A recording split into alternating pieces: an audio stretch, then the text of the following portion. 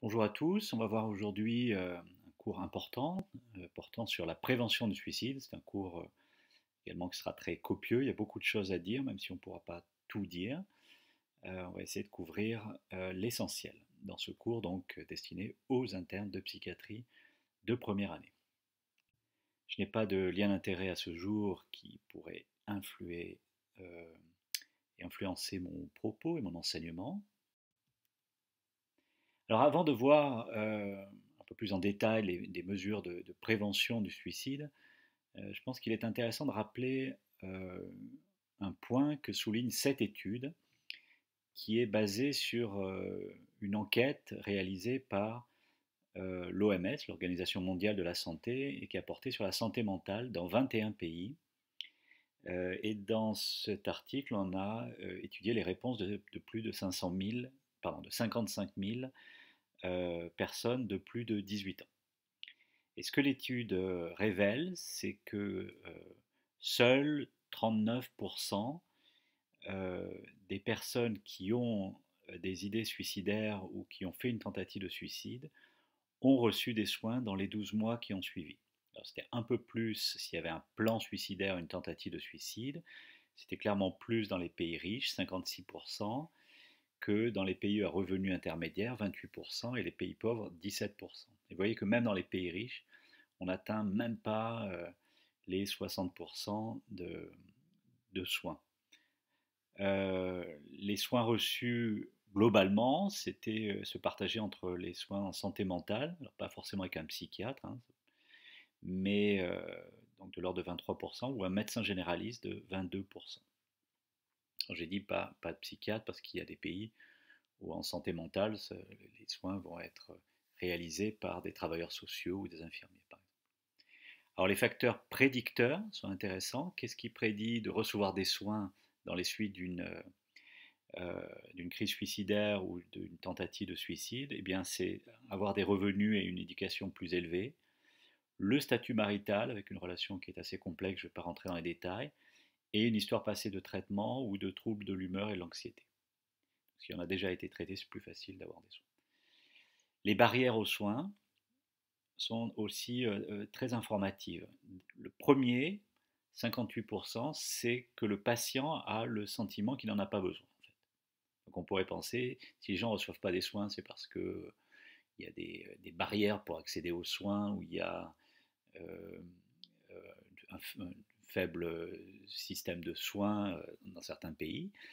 Bien non, en réalité, c'est d'abord, ça vient du patient, c'est-à-dire ce sentiment qu'il n'a pas besoin d'aide, même s'il est en crise suicidaire ou même s'il a fait une tentative de suicide. Donc il y a l'aspect d'attitude, par exemple, je peux régler le problème moi-même, hein, vous voyez, près d'un quart des personnes qui ont fait une tentative de suicide ou qui sont en idée suicidaire, ou qui ont des idées suicidaires et qui n'ont pas reçu de soins. Finalement, les aspects structurels, par exemple, dans certains pays, pas pouvoir payer les soins, c'est 12%. Et la peur de la stigmatisation, vous voyez, c'est pas le plus fréquent, c'est seulement 7%.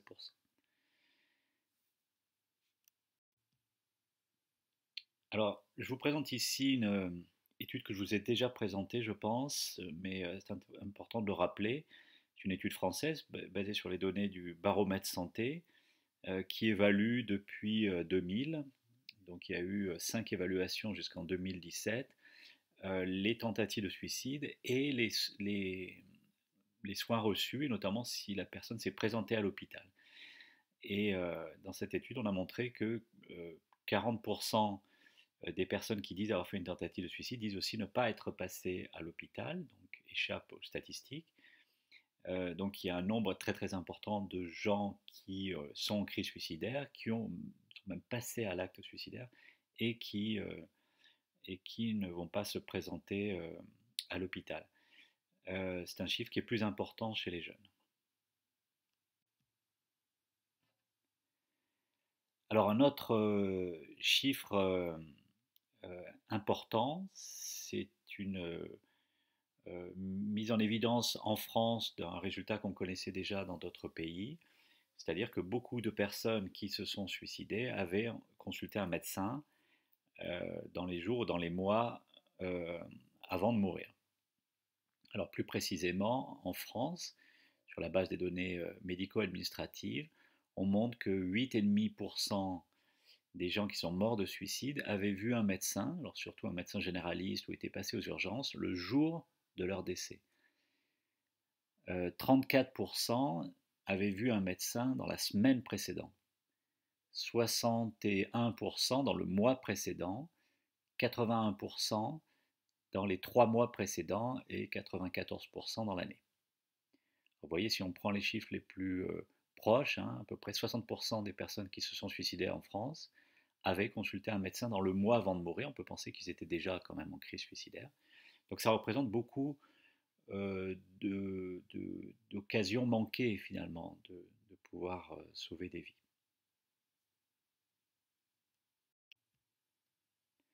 Et si on reprend le résultat de cette étude, qui est une revue systématique de la littérature entre 2000 et 2017, 44 études ont été retrouvées. Et globalement, ce qu'on trouvait, c'est que avant un suicide, 80% des gens avaient eu des contacts avec des soins primaires. Hein, donc, soins primaires, c'est essentiellement le médecin généraliste et les services d'urgence. Donc, dans l'année, 44% dans le dernier mois. Et si on regarde les soins en santé mentale, c'est 57% dans l'année et 30% dans le mois précédent le suicide. Ces chiffres sont plus élevés chez les femmes et chez les plus de 50 ans. Donc de nombreuses opportunités de prévention manquées. C'est important de retenir que les personnes qui meurent de suicide ne sont pas des gens qui sont totalement isolés du système de soins, à la fois en santé mentale, mais aussi, surtout, de soins de première ligne. Donc ça, c'est des choses à garder en tête quand on veut organiser euh, la prévention du suicide. Allez, on va aborder plus directement maintenant des actions de prévention du suicide. Et on va commencer par l'Angleterre et le Pays de Galles avec un papier de Thomas et Gunnell. David Gunnell, c'est un chercheur en épidémiologie anglais qui travaille beaucoup sur le suicide. Beaucoup d'études très très intéressantes sont menées en Angleterre, hein, en suicidologie. C'est le deuxième pays le plus, qui produit le plus en termes de recherche en suicidologie derrière les États-Unis et bien devant d'autres pays européens. Et David Gunnell est un chercheur en épidémiologie qui a beaucoup publié. Alors c'est intéressant de regarder les tendances, et les tendances qui sont observées ici dans ce papier sont les mêmes que celles qu'on trouve en France, donc vous pouvez transposer facilement. Alors c'est une étude qui porte sur la période 1861-2007, une très longue période, et on voit on voit une augmentation des cas de suicide tout au long de la deuxième partie du 19e siècle. Alors ça a été expliqué par le fait que d'importantes populations ont quitté les villages et les régions rurales pour aller en ville où ils vivaient très souvent dans la pauvreté et pas de système de protection sociale. La vie était particulièrement dure. Alors c'était une période où il y a eu de grandes inégalités sociales, les gens se sont très fortement enrichis. En fait, c'était évidemment toute une minorité, alors que la plupart de la population a souffert beaucoup de cette période de développement économique. Mais ils en ont payé le prix. Hein. Alors ce qu'on voit, c'est également une baisse des cas de suicide à l'occasion de la Première Guerre mondiale. Donc ça, c'est un sujet très débattu finalement. Est-ce qu'il y a moins de suicides ou est-ce qu'on arrive moins à les repérer? Ou est-ce qu'ils se transforment plus en morts sur le champ de bataille finalement? Et puis il y a une nouvelle remontée des cas de suicide à l'occasion de la Grande Dépression, donc de la période de crise économique des années 30, puis à nouveau une baisse lors de la Deuxième Guerre mondiale. Et vous voyez qu'ensuite, depuis finalement la Deuxième Guerre mondiale, il y a une baisse des cas de suicide. Mais ce qui est important, c'est qu'il y a eu une réaugmentation provisoire dans les années 70 qui correspond à une autre grande crise économique mondiale. Donc avant que le suicide ne reprenne sa tendance vers le bas. Donc ça, c'était pour vous rappeler l'influence finalement d'un certain nombre d'événements, qui sont les guerres, que sont les crises économiques sur le taux global de suicide. Alors, plus en rapport avec le sujet de ce cours, vous avez présenté ici l'évolution, donc depuis 1861, des suicides en fonction de différents moyens de suicide. En l'occurrence, il y en a 4 qui sont représentés. L'empoisonnement, la pendaison, l'intoxication au gaz et autres. Alors ça, ce sont, là vous voyez le graphique chez les femmes. Et ce qui saute aux yeux, c'est cette augmentation très importante de l'intoxication au gaz à partir, vous voyez, en gros, du début du siècle, du XXe siècle, mais surtout après-guerre. Et ça correspond à la disponibilité de ce moyen, c'est-à-dire que les foyers ont eu accès au gaz de ville. Et ça a conduit à une utilisation de ce gaz de ville aussi à des visées suicidaires malheureusement. Alors ça chute brutalement à partir des années 60 et l'explication est tout simplement qu'à partir de ce moment-là, on a transformé le type de gaz de ville, de gaz domestique, et on est passé d'un gaz de houille, qui est un gaz extrêmement riche en monoxyde de carbone, donc très létal, à un gaz naturel, qui est celui qu'on a aujourd'hui, et qui est un gaz beaucoup plus faiblement concentré en monoxyde de carbone, mais également qui sent très très fort. Et bien cela, ça suffit à réduire, voyez, de manière très très importante, les décès par suicide avec une utilisation du gaz domestique. Alors ce qu'on voit également, c'est qu'il y a eu finalement une substitution des moyens. C'est-à-dire que dans le même temps où le suicide par gaz domestique diminuait, vous voyez une augmentation des suicides par empoisonnement, c'est-à-dire essentiellement par médicaments.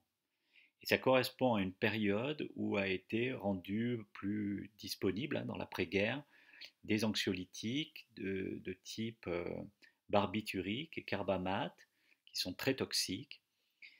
Et vous voyez que cette substitution n'a pas duré, c'est-à-dire qu'ensuite elle a rediminué à partir des années 80. Bien, ça correspond à une période où on a moins utilisé les barbituriques et les carbamates, plus les benzodiazépines, et également plus d'utilisation d'antidépresseurs que sont les ISRS, qui sont moins toxiques que les tricycliques qui étaient utilisés auparavant. Alors on voit également une petite substitution, pas très marquée, mais vers la pendaison. Voyons ce qui se passe chez les hommes. Alors attention, l'échelle n'est pas la même, l'échelle de la mortalité. Mais ce qu'on voit, c'est quand même également cette augmentation des suicides par gaz à partir de l'après-Première Guerre mondiale et la baisse dans les années 60-70. Mais on voit aussi une réaugmentation à la fin des années 70. Alors vous allez me dire pourquoi cette réaugmentation chez les hommes et pas chez les femmes. Et en fait, cette réaugmentation, elle correspond à l'intoxication au gaz des pots d'échappement. Il semblerait que ça ait intéressé plus les hommes que les femmes suicidaires. Et puis cette intoxication, elle rechute à nouveau, enfin, elle diminue, pardon, à partir des années 80, et ça correspond en fait à la généralisation des pots catalytiques qui rend le gaz des pots d'échappement moins directement toxique. Alors on voit chez les hommes là une substitution du gaz par la pendaison qui est plus claire que chez les femmes, sans une grosse substitution vers les médicaments. Donc il y a quand même un effet sexe très très marqué dans le choix des moyens.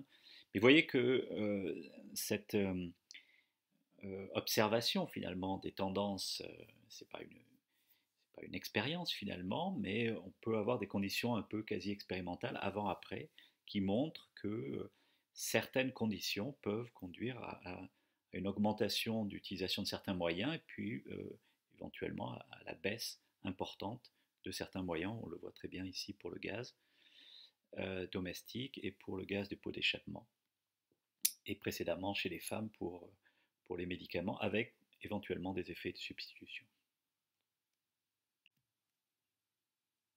Alors on continue en Angleterre, au Royaume-Uni avec une étude très importante publiée en 2001.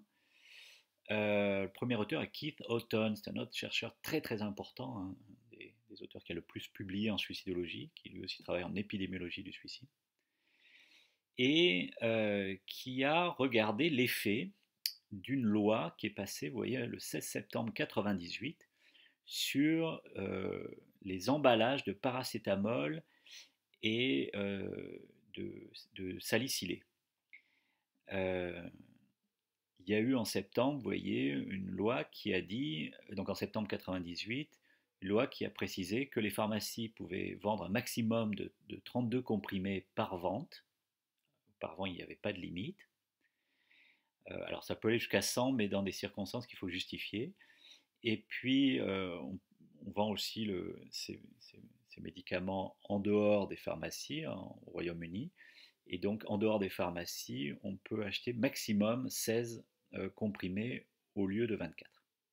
Et en plus, on affichait sur les boîtes des avertissements. Alors, cette législation a entraîné une réduction significative du nombre de tablettes de paracétamol et de salicylate vendues. Donc, les gens ne sont pas allés dans différentes pharmacies pour en acheter. Globalement, il y a eu moins d'achats. Et parallèlement, on a observé une diminution du nombre de décès, donc moins 21% pour le paracétamol, moins 48% pour les salicylates, une diminution du nombre de transplantations hépatiques post-overdose de paracétamol, de l'ordre de 66%, une diminution du nombre de tentatives de suicide par paracétamol, de l'ordre de 11%, et quand il y avait eu quand même une tentative de suicide par paracétamol, une diminution de 7% du nombre de comprimés pris. Donc des gestes qui étaient moins graves du coup, avec moins de conséquences létales. Donc vous voyez que c'est très étonnant, hein, mais juste rendre la vente un petit peu plus compliquée en diminuant, alors attention, c'était toujours en vente libre, pas besoin de prescription, mais en réduisant comme ça les conditions de vente du paracétamol, eh bien ça avait des effets très positifs. Alors, petite parenthèse, en France, depuis longtemps, alors je ne sais pas depuis quand, mais on a le système que vous connaissez, c'est-à-dire que les boîtes de paracétamol sont limitées en nombre de comprimés, et par ailleurs, le paracétamol n'est vendu à ce jour qu'en pharmacie. Alors, Keith et ses collègues ont publié une suite à ce papier, publié dans le BMJ, et qui a regardé donc les effets au long cours, hein, de cette réduction de la taille des paquets des boîtes de paracétamol sur la mortalité et les transplantations hépatiques en Angleterre donc, et au Pays de Galles. Et il montre que, donc vous voyez à gauche sur le graphique, qu'il y avait une tendance à l'augmentation de la mortalité, qu'à partir du moment où il y a eu la législation, donc en 98, bien, il y a eu une baisse de la mortalité qui s'est confirmée, vous voyez, jusqu'en 2009. Donc une baisse prolongée. Et c'est également le cas, même si c'est moins flagrant, mais enfin on voit qu'il y a une inversion finalement de la tendance qui était en augmentation des transplantations vers donc une baisse des transplantations qui s'est poursuivie sur les 10 ans qui ont suivi. Donc c'est un effet au long cours finalement de cette mesure. Je présente ici une autre étude anglaise, toujours par les mêmes auteurs, Keith Houghton, David Gunnell, il y a aussi Nav Kapoor, qui est un autre chercheur en suicidologie britannique. Et ils ont regardé l'effet sur la mortalité et les prescriptions d'autres médicaments du retrait du coproxamol, qui est en fait la combinaison du dextropropoxyphène et du paracétamol, qui était vendu en France sous le nom de Diantalvic. Alors, il a été aussi retiré en France après. Donc autour de 2005, il y a eu un retrait de ce médicament, et à partir d'à peu près 2008, il y a eu vraiment un arrêt définitif du médicament. Alors, vous voyez en rouge sur le graphique de gauche, là, il y avait quand même déjà une baisse de, des prescriptions qui s'est vraiment confirmée à partir de la législation et jusqu'à ce qu'il n'y ait plus du tout de prescription. Alors ce que montre ce graphique, c'est que eh bien, parallèlement à cette baisse, eh bien, il y a eu une hausse d'autres médicaments, donc il y a eu une substitution des prescriptions pour visée antalgique, notamment, vous voyez, du paracétamol, mais aussi de médicaments opioïdes. Et vous voyez sur le graphique de droite, eh bien, que la législation a entraîné une baisse finalement de la mortalité par ce médicament. Alors évidemment, on n'en vendait plus, donc c'est ce qui est attendu, qui a commencé dès la législation, mais qu'il n'y a pas eu par contre de substitution vers une augmentation de la mortalité des autres antalgiques qui ont continué à baisser. Donc ça c'est important parce qu'on pourrait se dire si finalement il y a un arrêt d'utilisation d'un moyen, peut-être que ça va être complètement reporté sur un autre moyen similaire, donc là par exemple antalgique. Alors oui, en termes de prescription, il y a une tendance à la substitution, les médecins vont continuer à prescrire les antalgiques, mais d'un autre type, euh, d'autres types de molécules, mais en tout cas pour ce médicament, ça n'a pas entraîné une substitution complète en termes de mortalité. La baisse de la mortalité par antalgique s'est poursuivie, même pour les autres médicaments, c'est une bonne nouvelle.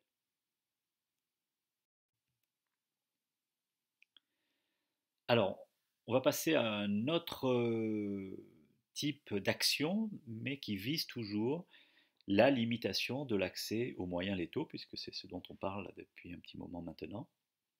Et on va voir l'effet de la législation sur les armes à feu. Alors, il y a eu beaucoup d'articles. Je vous en présente un. Alors, le premier auteur s'appelle Gunn, ça ne s'invente pas. Et qui porte sur des données américaines. Alors, comme vous le savez, c'est un pays très permissif en termes de législation sur les armes à feu, mais il y a entre les États des niveaux de contrôle des armes qui est extrêmement variable. Donc, c'est très intéressant parce qu'on ne compare pas des pays différents qui peuvent différer sur plein d'autres variables. On va comparer des États, donc un même pays, avec beaucoup de lois communes, beaucoup de choses en commun, évidemment, sur le plan culturel, même si évidemment il y a des différences entre les États aussi, mais surtout de grandes différences sur la législation des armes à feu. Ils ont regardé les tendances entre 1991 et 2017, donc une large période, et, euh, et pour mesurer l'effet de la législation, ils ont créé un index, je ne vais pas rentrer dans les détails, mais qui reflète le nombre finalement de lois euh, contrôlant les armes à feu. Et ce que montrent ces graphiques, c'est probablement un petit peu petit, mais globalement, vous voyez qu'il y a une pente descendante. Ça veut dire quoi? C'est-à-dire que plus la législation est importante sur les armes à feu dans un État, et moins il y a de suicides par arme à feu. Donc ça, c'est très important. Plusieurs études l'ont montré. La restriction des armes à feu, d'accès aux armes à feu, ou le contrôle des armes à feu, même dans un pays où presque tout le monde peut avoir accès aux armes à feu, eh bien, entraîne une diminution des cas de suicide par arme à feu. Alors, ce que ne montre pas cet article, c'est qu'il y a aussi un effet sur les accidents par arme à feu. Bien, on continue sur notre exploration des actions de prévention visant la restriction d'accès aux moyens létaux et voyons maintenant ce qu'il en est si on empêche les personnes de sauter de hauteur. Et là, je vous présente une revue de la littérature qui dépend du Cochrane. Vous savez, c'est un système en médecine de revues systématiques de plein de questions qui sont méthodologiquement très très bien faites, ces revues, et aussi très très sévères quant à leurs conclusions. C'est une étude qui a été publiée en 2020. Ils ont retrouvé 14 études, 13 études observationnelles avant, après, et une étude coût-efficacité. Et ce qui montre, c'est qu'il y a eu une réduction moyen du suicide de 5 suicides par an à moins de 1 suicide par an. c'est-à-dire une réduction de 91% des suicides globalement pour les 13 études observationnelles. Donc ils ont fait une méta-analyse, vous voyez le graphique à droite, et il y a un effet significatif entre avant et après. Et c'est un effet qui est également significatif s'il y a juste eu cette mesure, ou si en plus de l'empêchement de sauter, il y a eu des mesures combinées. C'est pareil si on a utilisé des barrières physiques ou des filets. Alors, il n'y a pas de données pour les tentatives de suicide, hein, n'ont été étudiés que les décès par suicide. Et il conclut quand même que la preuve est faible, mais pour une seule raison, c'est que euh, la méthode qui a été utilisée avant-après peut être biaisée. C'est-à-dire qu'il peut y avoir une baisse des cas de suicide qui n'est pas du tout liée euh, aux barrières, en l'occurrence, mais à une baisse, par exemple, historique des cas de suicide. Hein. Donc c'est une méthode qui n'est pas la méthode qui apporte la plus grande preuve scientifique, mais enfin il y a de très forts arguments pour penser effectivement que c'est une méthode très efficace.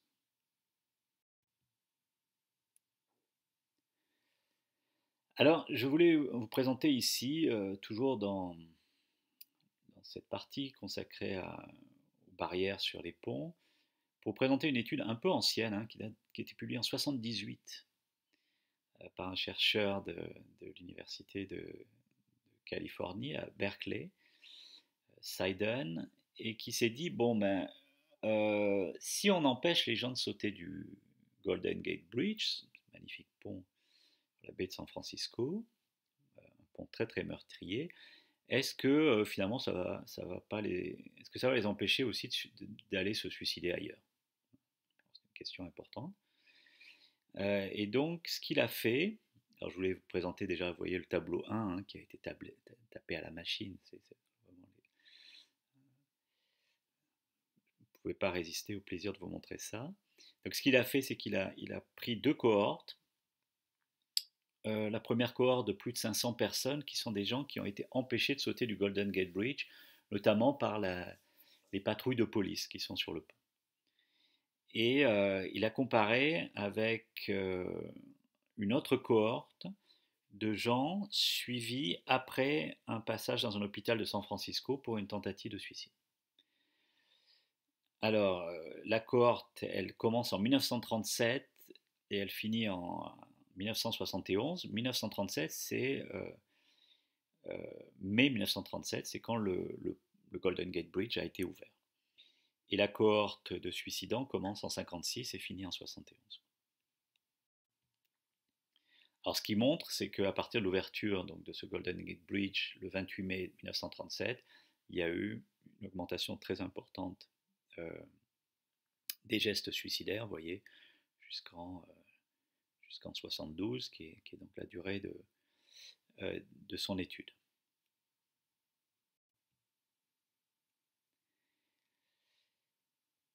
Alors les résultats, c'est que eh bien, finalement, après une tentative de suicide empêchée par saut du pont, il y a évidemment un risque qui reste augmenté de mortalité par suicide, mais aussi accident et homicide en comparaison de la population générale.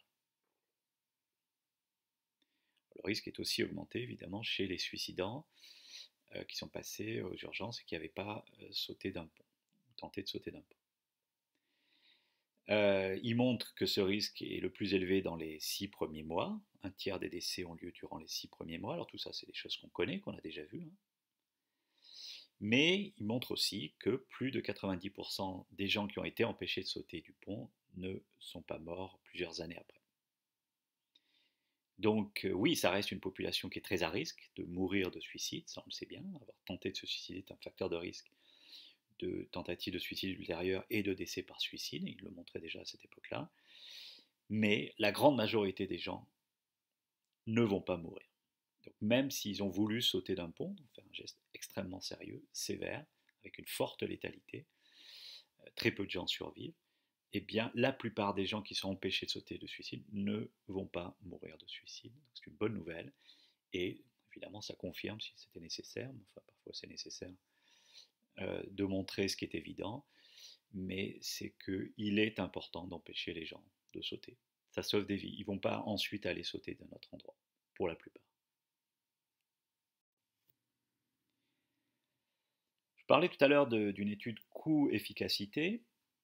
C'est celle-ci, publiée en 2013, où les auteurs ont tenté de répondre à une question, c'est-à-dire celui du coût du pont, ou des barrières sur le pont plutôt. En effet, il y a de nombreuses résistances à mettre des barrières sur le Golden Gate Bridge depuis des années. Alors, il y a des résistances esthétiques, il y a des gens qui disent ça va être très moche. Il y a évidemment beaucoup de gens qui disent ça sert à rien, si on empêche les gens de se suicider du Golden Gate, ils iront se suicider ailleurs. On vient de voir que ça n'est pas vrai. Et puis il y a l'argument économique. Alors ils ont répondu à l'argument économique. Alors la première chose qu'ils montrent, les graphiques de gauche, c'est que ce pont, eh bien, il attire beaucoup de monde à San Francisco. Alors là, vous voyez les méthodes de suicide à San Francisco en noir, en Californie en gris foncé et aux États-Unis en gris clair. Alors le moyen numéro 1 en Californie et aux États-Unis, ce sont les armes à feu. Mais le moyen numéro 1 de suicide à San Francisco, c'est le saut d'une hauteur. Et vous voyez, c'est très très clair, c'est beaucoup plus que dans le reste de la Californie et aux États-Unis en général. Si vous regardez le graphique de droite, vous voyez qu'il y a une augmentation au cours des années des sauts, des suicides, à partir du Golden Gate Bridge, c'est le trait plein gris, tandis que dans le même temps, il y a une baisse des suicides par d'autres moyens, et que les suicides des autres, à partir d'autres ponts, notamment le pont de Oakland, dans la baie de San Francisco, eh bien, reste très très faible. Donc c'est très très étonnant, mais ce pont attire beaucoup de cas de suicide, mais pas les autres ponts, en tout cas pas le pont de Oakland, qui est juste à côté, enfin qui n'est pas très très loin, et finalement, au détriment, on pourrait dire, presque des autres moyens suicidaires. Vous voyez, donc c'est vraiment un pôle d'attraction très très important en termes de suicide.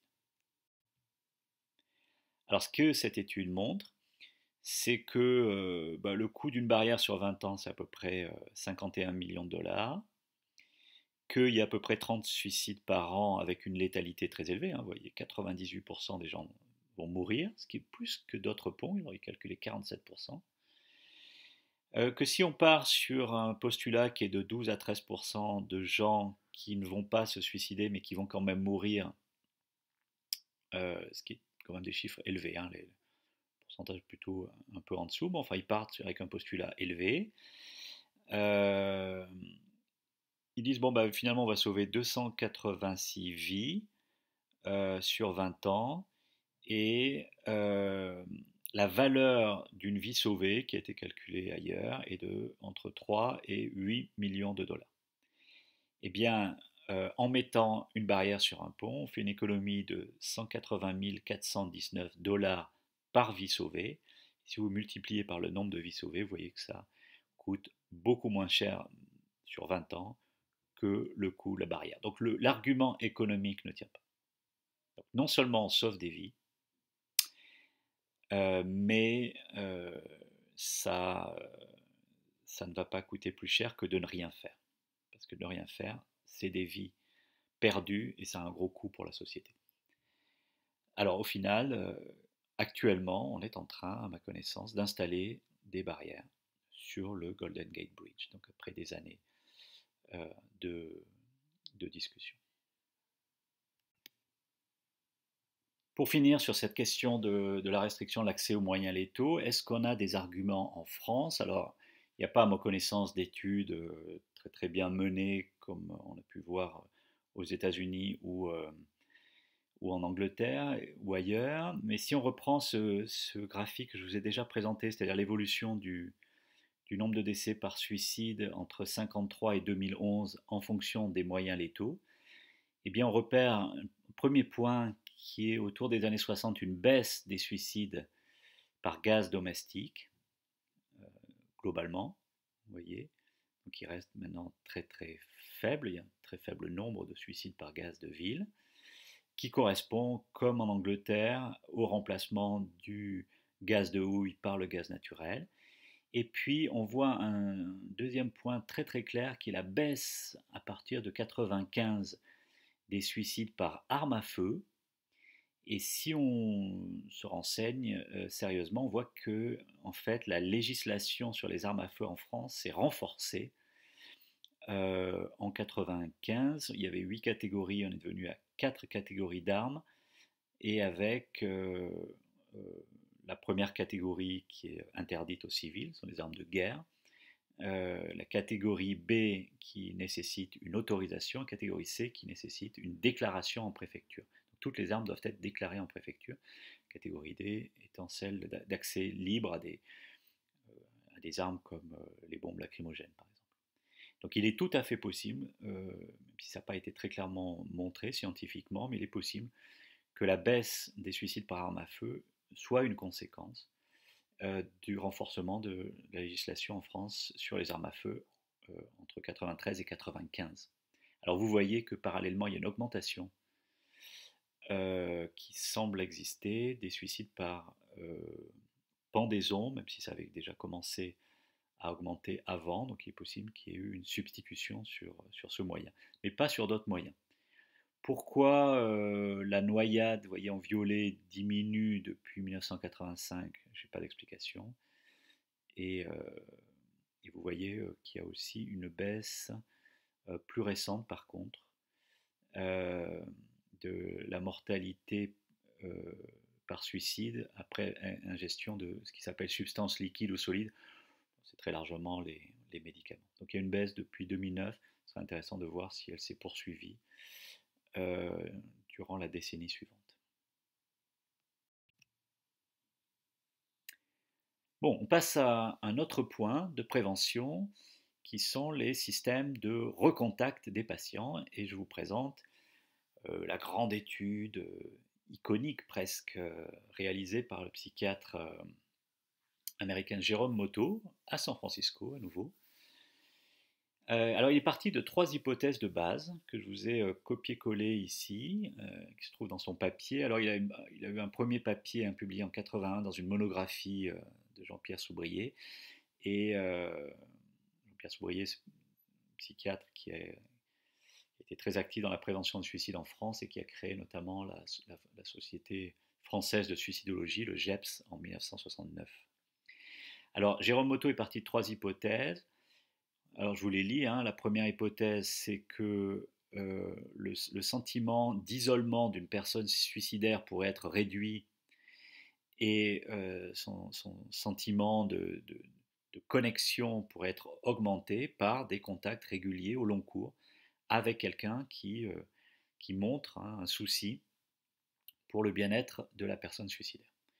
La seconde hypothèse, c'est que pour être effectif, ce contact doit être initié par la personne qui se soucie, sans attendre une demande de la part de la personne suicidaire. Vous voyez, c'est une approche totalement différente de la psychiatrie habituelle, on attend que les patients arrivent ou nous soient amenés.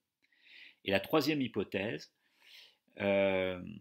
c'est qu'un programme systématique de ce type va avoir une influence en termes de prévention du suicide sur les personnes à haut risque qui refusent les soins traditionnels. Donc pour tester cela, il a recruté plus de 3000 personnes dans 9 hôpitaux psychiatriques de San Francisco entre 1969 et 1974 et il a sélectionné les personnes qui avaient été admises pour dépression ou crise suicidaire. Alors toutes ces personnes ont eu un entretien de 2 à 4 heures avec un clinicien chercheur et 30 jours après la sortie, on a évalué si un traitement psychosocial était en cours. Alors psychosocial, c'est-à-dire un traitement assez large, peut être un suivi par un psychiatre ou un psychologue, ça peut être aussi un suivi par un travailleur social comme cela existe dans les pays d'Amérique du Nord, ça n'a pas tout à fait l'équivalence avec assistance sociale en France. Ils font aussi un travail de soutien, psychothérapie. Alors ceux qui ne sont pas en traitement, au bout de 30 jours, sont randomisés en intervention de contact ou pas. Alors cette intervention, c'était quoi? C'était d'envoyer une courte lettre de la part du chercheur qu'ils avaient rencontré à l'hôpital, ils se sont déjà rencontrés physiquement, ils ont passé du temps ensemble, et cette lettre doit exprimer un souci pour la personne, et sur cette lettre, il y a la place pour que la personne, pour que le patient puisse répondre s'il le souhaite. On fait en sorte que le texte soit différent à chaque lettre, et qu'on puisse aussi répondre au patient s'il a mis une note dans le courrier précédent. Et on a envoyé au total 24 lettres sur 5 ans, donc tous les mois pendant 4 mois, puis tous les 2 mois pendant 8 mois, puis tous les 3 mois pendant 4 ans. D'accord. Donc même sur les 4 dernières années, il y avait un envoi de lettres tous les trimestres. Voilà un exemple de lettre qui est très connu, une lettre qui date de 1970, signée par Jérôme Motto, vous voyez, qui dit ça fait quelque temps, vous étiez à l'hôpital du Mont Zion, et on est très intéressé de savoir comment ça va. Et on apprécierait beaucoup si vous pouviez prendre le temps de, de nous envoyer un petit message et nous dire aussi si vous voyez quelqu'un pour vous aider. Vous voyez, c'est signé de Marvin Gladstein et Jérôme Motto. Donc Marvin Gladstein devait être la personne qu'il avait rencontrée. Et dessous, il y a la place pour un commentaire, et cette personne a répondu: j'ai besoin d'aide, I'm broke, donc je suis fauché et je ne sais pas où aller.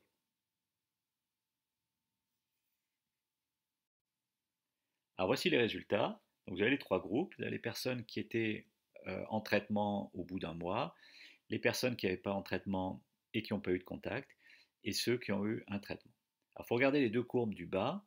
Sur les 5 premières années, vous voyez que recevoir un contact, donc ce sont les carrés noirs, est associé à une baisse des nombres de suicides en comparaison de ne pas avoir de contact.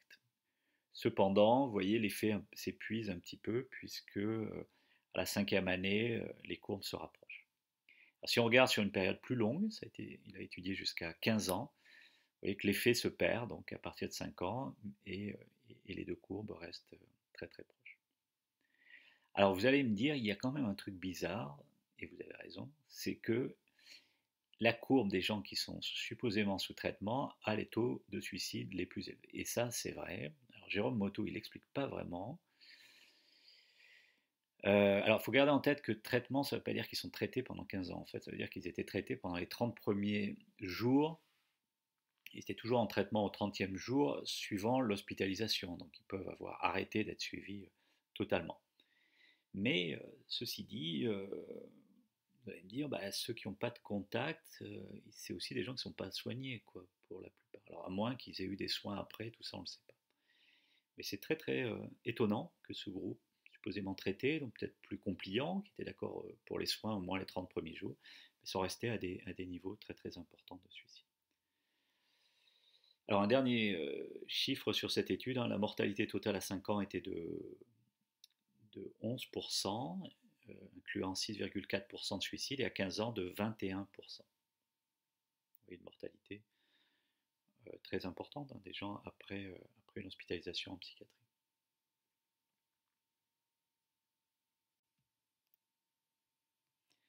Alors la question du contact, du recontact, a été étudiée en France. On n'a pas beaucoup d'études de prévention de suicide en France, mais on a celle-ci, conduite par le professeur Guillaume Veva au CHU de Lille, avec un premier papier dans le BMJ en 2006 qui a testé l'effet d'un recontact uniquement téléphonique.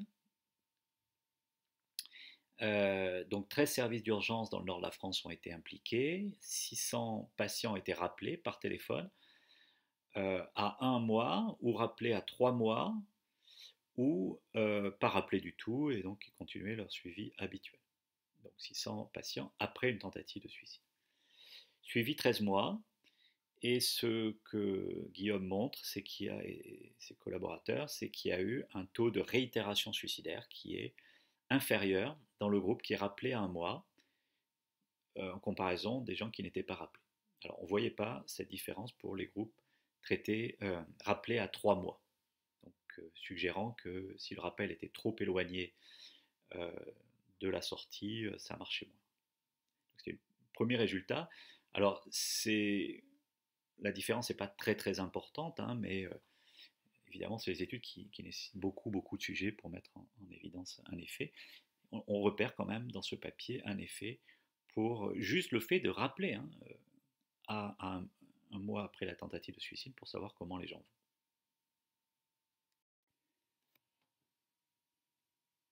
Alors, Guillaume Veva a continué d'explorer cette piste. Il a monté une autre étude, Algos, dans 23 hôpitaux français, avec un recrutement entre 2010 et 2013. Cette fois-ci, il y a eu 1040 patients recrutés après une tentative de suicide. Et l'intervention était un petit peu différente. Il y a un appel téléphonique systématique entre le 10e et le 21e jour, plus euh, précocement que l'étude précédente. Et si les sujets n'étaient pas joignables, on envoyait une carte postale, euh, un peu sur le modèle de l'étude de Jérôme Motto. Et donc, il y avait un groupe contrôle qui étaient les gens qui n'étaient pas rappelés, qui ne recevaient pas de carte postale et qui avaient leur traitement habituel.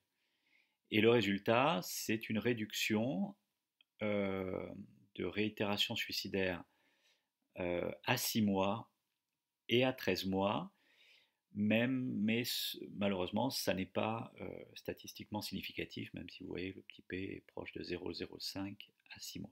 Donc suggérant qu'il pourrait y avoir un effet, mais ce n'est pas un effet qui a été démontré ici.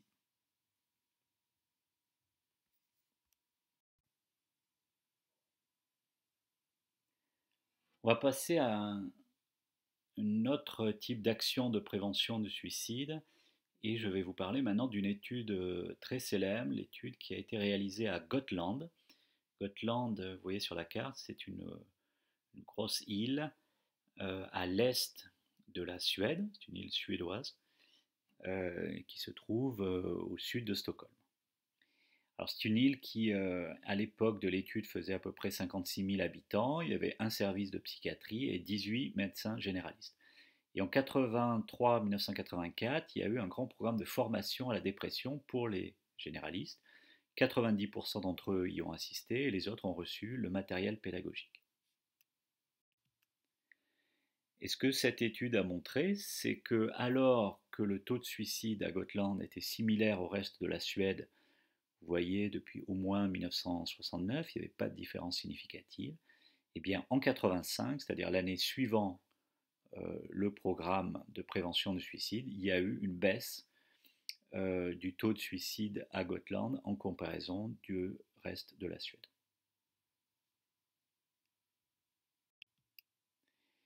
Alors il y a eu plusieurs analyses qui ont été faites, plusieurs papiers publiés. Alors voici résumé les principaux résultats. C'est qu'à la fin du programme, il y a eu une augmentation de la prescription des antidépresseurs, et essentiellement le fait des médecins généralistes, qui est habituel. Parallèlement, il y a une baisse de la prescription des anxiolytiques et des hypnotiques. Les patients ont été moins souvent référés en psychiatrie, hospitalisés en psychiatrie, le sentiment donc c'était moins nécessaire. Il y a eu également une baisse des arrêts maladie. Et alors malheureusement, on pourrait dire, mais l'effet a été surtout observé sur le suicide des femmes. Donc, ça a sauvé des vies, c'est bien, mais malheureusement, ça n'a pas sauvé beaucoup d'hommes qui, comme vous le savez, se suicident plus que les femmes. Donc l'effet était particulièrement marqué chez les femmes, mais pas chez les hommes. Autre résultat, c'est que 3 ans après la fin du programme, eh bien, il y a eu une réaugmentation du nombre d'hospitalisations pour dépression, on est revenu au niveau antérieur, une augmentation du taux de suicide.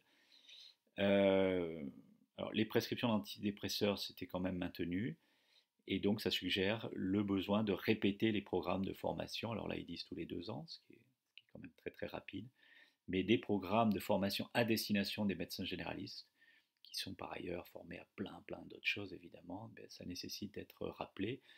Ce que ne dit pas l'histoire, c'est si ces 18 généralistes qui avaient été formés étaient toujours là 3 ans après, ou si, s'ils avaient beaucoup changé, beaucoup tourné, ce qui pourrait expliquer la perte de l'effet. contre, effectivement, si c'est les mêmes, c'est inquiétant, c'est-à-dire que l'effet finalement d'un programme de formation n'est pas très très prolongé.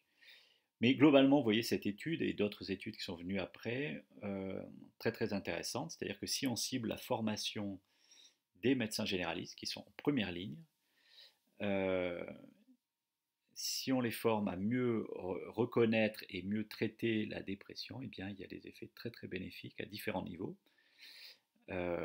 soit la baisse des hospitalisations en psychiatrie ou la baisse de consommation d'anxiolytiques et d'hypnotiques, ou la baisse des arrêts maladie, et, euh, et, euh, et évidemment sur la prévention du suicide.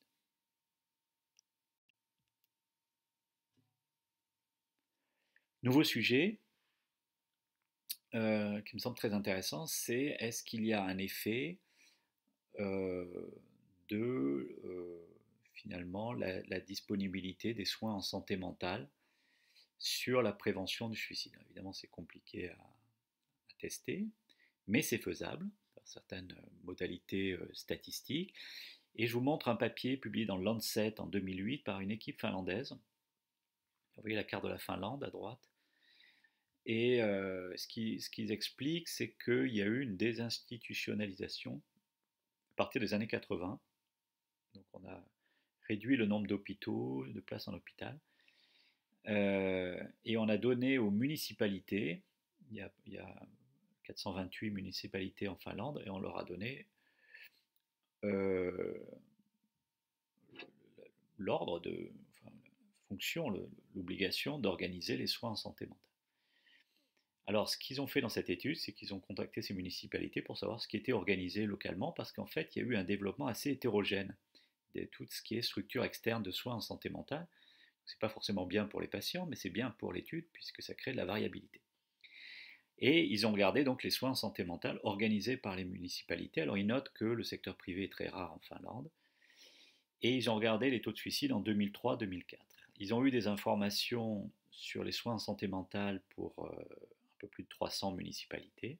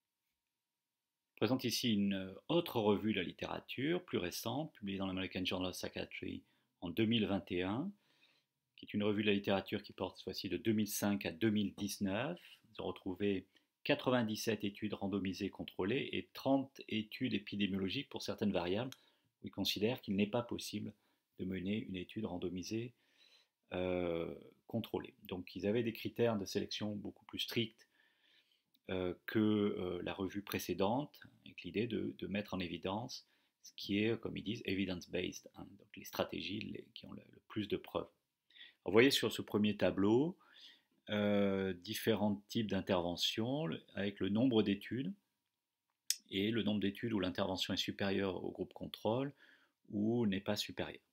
Par exemple, vous avez donc la formation des médecins généralistes, 12 études, dont 10 c'était supérieur au groupe contrôle. L'éducation des jeunes au comportement suicidaire en ciblant ces jeunes, 3 études positives. Par contre, éducation des jeunes au comportement suicidaire en ciblant les adultes, c'est-à-dire les parents ou les professeurs ou le staff à l'école, eh bien 6 études, une seule positive. Pharmacothérapie, alors c'est très très variable ici, 17 études, 4 positives. La psychothérapie, 18 études, 9 positives. Médicaments et psychothérapie, 3 études, une positive. La thérapie de groupe, 2 études, une positive. Tous les systèmes de recontact et de contact actif, hein, de rappel actif, 10 études, 7 positives. La stimulation cérébrale, 2 études, 0 positive. Les soins collaboratifs, une étude positive. La restriction des armes à feu, 49 études, 48 études positives, c'est très très clair. Et les interventions sur Internet, 3 études, 0 positive. Donc voici leurs recommandations. J'invite vraiment à lire l'article, mais les interventions efficaces, c'est la restriction d'accès aux moyens létaux, on y revient encore et encore, hein. Ça marche sur les tentatives de suicide et les suicides. La formation des médecins généralistes et des infirmières, quelques études chez les infirmières de première ligne à la dépression, ça marche sur le suicide, la tentative de suicide et les idées suicidaires. L'éducation à la santé mentale chez les jeunes en visant les jeunes, formant les jeunes, ça marche sur les tentatives de suicide et les idées suicidaires, ça n'a pas été testé dans le suicide. Le recontact après un passage aux urgences ou en hospitalisation, efficace sur les tentatives de suicide et les suicides.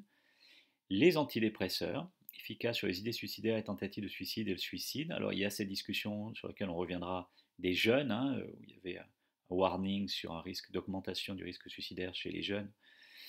Et ce qu'ils disent donc dans ce papier, qu'on reverra, c'est que les résultats plus récents sont plus optimistes, qu'il y a moins de risques qu'on ne pensait. La kétamine, on en parlera aussi sur les idées suicidaires seulement, pas d'effet étudiés jusqu'à présent sur les tentatives de suicide et le suicide. Le lithium pour un effet sur les actes suicidaires, TS et suicide. Les thérapies cognitives et comportementales sur les tentatives de suicide. La thérapie dialectique dans le trouble borderline sur les tentatives de suicide et les idées suicidaires. La psychothérapie de groupe dans les idées suicidaires. Et pas assez de preuves pour les programmes d'éducation à la prévention du suicide ou à la santé mentale chez les jeunes en visant les professeurs, le staff ou les parents. Tout ce qui est intervention sur Internet, les programmes de formation de sentinelles et tout ce qui est screening à la dépression et au risque suicidaire de manière un petit peu large et non différenciée.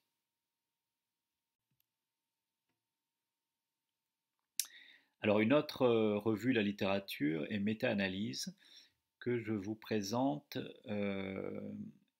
qui a porté sur 16 études contrôlées, donc plus de 250 000, quasiment 253 000 participants.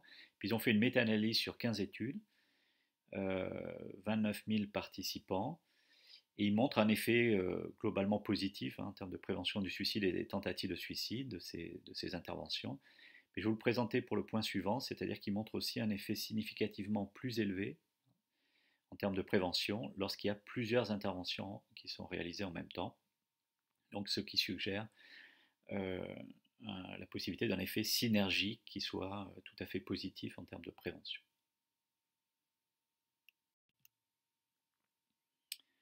Cette diapo pour vous présenter un rapport de l'OMS publié en 2021 qui nous rappelle que sur 193 pays reconnus par l'ONU, il n'y en a que 38 qui ont actuellement une stratégie nationale de prévention du suicide. Et donc ce rapport, en fait, c'est un guide pour aider les pays à mettre en place des mesures de prévention du suicide. Donc c'est intéressant à lire. Ce qui est très étonnant, c'est qu'il cible 4 axes principaux. Alors il y en a 2 qui ne vont pas vous surprendre, qui sont la limitation de l'accès aux moyens létaux et l'identification précoce, l'évaluation, le soin et le suivi des personnes suicidaires et suicidantes. D'accord. Donc ça paraît évident. Puis ici, 2 autres points, vous voyez, qui ne sont pas vraiment ressortis dans les revues précédentes, c'est de travailler avec les médias pour une information éthique du suicide. Donc ça, on en a un peu parlé dans les cours précédents, là je ne vous l'ai pas remontré, parce que c'est évidemment assez compliqué à montrer un effet bénéfique. Alors autant il a été montré un effet négatif de la communication autour du suicide de célébrités, hein, il y a des effets de contagion qui peuvent apparaître. Euh, Autant il est assez difficile de montrer un effet de prévention. Et pourtant, c'est un des axes que suggère l'OMS. Et le dernier axe, et lui aussi très étonnant, c'est l'amélioration des compétences socio-émotionnelles des adolescents, parce qu'il y a finalement assez peu d'études avec une preuve solide pour suggérer cela. Alors, évidemment, ça semble une bonne idée d'améliorer les compétences d'interaction sociale émotionnelle des adolescents pour après faire des adultes qui savent interagir. Mais en termes de prévention du suicide, c'est quand même beaucoup s'avancer. Il y a d'autres axes qui auraient pu être cités. Alors on va finir sur un grand résumé en citant une nouvelle manière d'organiser un peu la prévention. Alors apparemment on parlait de prévention primaire, secondaire, tertiaire, c'est un petit peu oublié. Et on va organiser les choses un peu différemment. On parle d'abord de prévention universelle. Donc dans les papiers anglo-saxons, on parle de Universal Prevention, qui cible la population générale. Si vous limitez l'accès collectif aux moyens létaux, vous faites un acte de prévention universelle. Par exemple, les barrières sur les ponts, sur les falaises, la régulation des armes à feu. On n'en a pas parlé, parce que ça concerne moins la France, mais dans beaucoup de pays, c'est le contrôle de l'accès aux pesticides en milieu rural qui va être très très important. Je rappelle, le pesticide, c'est le premier moyen suicidaire au monde. En nombre, hein, puisque ça touche surtout les pays comme la Chine et l'Inde. Ce sont des pays qui sont très ruraux. L'emballage des médicaments, on l'a vu, et puis historiquement, les pots catalytiques ou le changement de type de gaz de ville. Alors, en général, c'est des modalités de prévention du suicide qui ont aussi un effet sur les accidents. J'en ai pas parlé non plus, mais on peut espérer que l'installation des portes palières sur le métro parisien va réduire le nombre de suicides. Alors ça va avoir aussi un effet sur les accidents et puis sur les gens qui se baladent sur les voies et donc sur les retards. Donc tout le monde a y gagné. Ceci dit, ça coûte très très cher, ça met plusieurs années à être installé. Pour ceux qui prennent le métro, vous le savez, première ligne, ça a été la ligne 14. Elle a été construite d'emblée de manière à être automatisée avec des portes palières. Ensuite, on a fait la ligne 1 qui a été donc automatisée secondairement et avec des portes palières. Là, en ce moment est en cours l'installation sur la ligne 4, devrait terminer je pense l'an prochain. Et il y a à ma connaissance quelques portes palières sur la ligne 13 qui sera probablement la prochaine ligne, mais qui sera totalement automatisée dans quelques années. Par contre, les nouvelles lignes qui sont en train d'être construites, donc la ligne 15 et les autres, sont d'emblée construites en mode automatisé avec porte palière. Voilà un type de prévention, vous voyez, universelle, on vise tout le monde, et ça va quand même avoir des effets sur le suicide. Le deuxième type de prévention, c'est la prévention sélective. En anglais, on parle de elective prevention. Alors c'est quoi? Ce sont les populations qui ont des facteurs de risque. Donc les mesures qui correspondent, c'est par exemple former les médecins généralistes à la reconnaissance et au traitement de la dépression. Donc on vise tous les gens déprimés, qu'ils soient suicidaires ou pas. Traitement correct de la maladie mentale va dans le même sens. Les programmes scolaires qui visent les élèves, donc ce n'est pas les programmes pour toute la population, mais ça vise les élèves. Et on sait bien que les adolescents sont à un âge à risque de tentative de suicide. plus que de suicide d'ailleurs, mais de tentatives de suicide et d'idées suicidaires, hein, rappelez-vous, 10% d'idées suicidaires chez les adolescents, ou plus. On pourrait mettre également ici toute la prévention du suicide à l'hôpital, hein. Je vous rappelle quelques axes de cette prévention, même s'il n'y a pas beaucoup, encore une fois, de preuves scientifiques de l'efficacité de ces mesures. Et puis, point d'interrogation sur ce qui est en train de se développer en France, la formation au premier secours psychique, donc arriver à repérer les gens qui ne vont pas bien. Et puis, quid, là j'en ai pas parlé non plus, mais des lignes téléphoniques, donc qu'elles soient anonymes, comme toutes les premières lignes téléphoniques de SOS Amitié et SOS Suicide et d'autres, ou les lignes téléphoniques plus récentes, comme le 3114, dont on reparlera dans le cours sur la stratégie nationale de prévention du suicide. Est-ce que d'autres exemples dans d'autres pays ont montré que c'était efficace en termes de prévention? En tout cas, l'idée, c'est de faire la prévention sélective, puisqu'on vise les gens qui vont pas bien. Troisième niveau de prévention, la prévention ciblée, en anglais indicative, c'est-à-dire les populations en crise suicidaire ou après une tentative de suicide.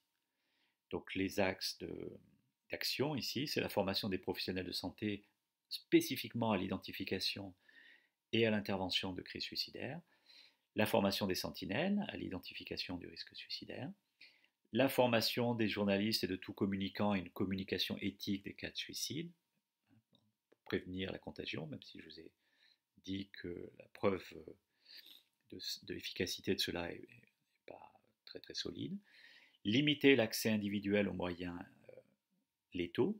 Donc cette fois-ci, on a quelqu'un qui est suicidaire, comme on l'a vu hein, dans le cours sur l'intervention de crise suicidaire. Il faut spécifiquement pour cette personne empêcher l'accès aux moyens létaux, une arme à feu si on a, les médicaments, etc. Le programme de veille des récidives suicidaires qui s'appelle Vigilance en France et qu'on reverra là aussi dans un prochain cours. Les plans de sécurité qu'on a déjà vus, l'éducation des patients, le travail avec la famille, et puis kétamine, point d'interrogation, on en reparlera, la kétamine a montré son efficacité sur les idées suicidaires, mais on ne sait pas encore si ça réduit le risque de tentative de suicide et encore moins de suicide. Quatrième niveau de prévention, la postvention. La postvention, on cible les personnes qui sont endeuillées par le suicide, alors ce qu'on appelle étrangement dans les pays anglo-saxons les suicide survivors. Alors on pourrait penser que les survivants de suicide, c'est ceux qui ont fait une tentative de suicide, ils ne sont pas morts, mais dans les pays anglo-saxons, en fait, ce sont les gens qui ont perdu quelqu'un de suicide, un proche de suicide. L'idée, c'est d'identifier ces personnes et puis les soutenir.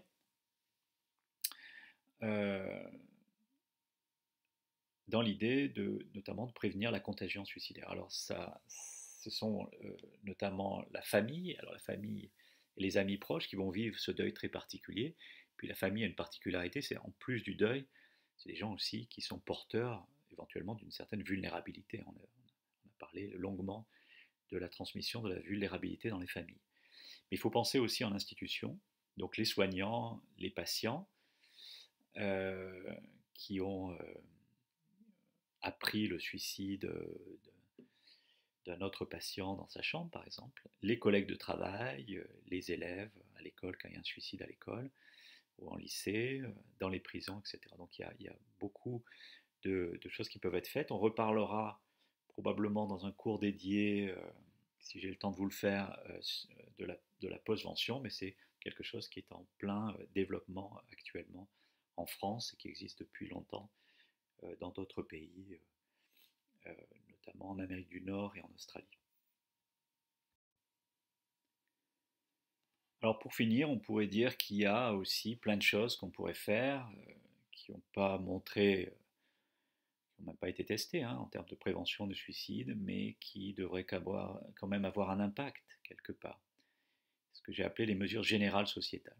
Alors par exemple, favoriser les soins et la prévention en santé mentale.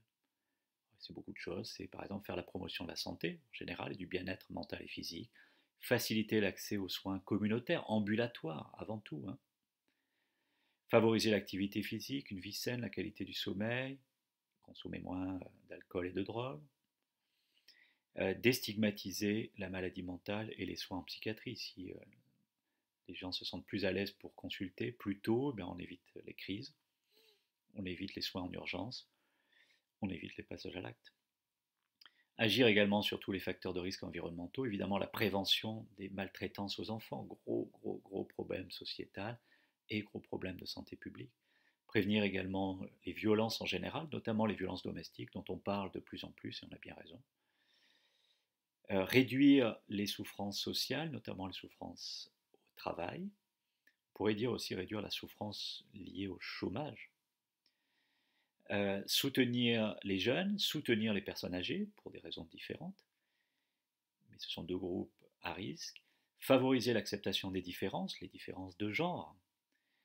Et on voit aujourd'hui une demande pour qu'il y ait des genres autres que masculins et féminins d'ailleurs. Les différences d'identité sexuelle, d'orientation sexuelle, les différences politiques, les différences d'âge, les différences culturelles, les différences religieuses, etc. Toutes les différences qui font la richesse en fait d'un groupe, d'une communauté, d'un pays. Travailler les capacités sociales dès la petite enfance. Donc c'est un peu ce que suggère l'OMS. Il parlait de l'adolescence. Je pense qu'il faut commencer bien plus tôt, travailler ces capacités sociales au même titre que le français ou les mathématiques ou la géographie. Tout est important. Lutter contre la pauvreté, c'est essentiel. Troisième point, avoir un système de protection sociale efficace. J'en ai pas reparlé par manque de temps, mais petite parenthèse pour vous rappeler que les crises économiques sont associées à une augmentation du risque de suicide, mais que ce risque de suicide, il augmente moins dans les pays où il y a une protection sociale efficace, qui est le cas de tous les pays européens par exemple. C'est une valeur de l'Union européenne, le cas aussi du Canada.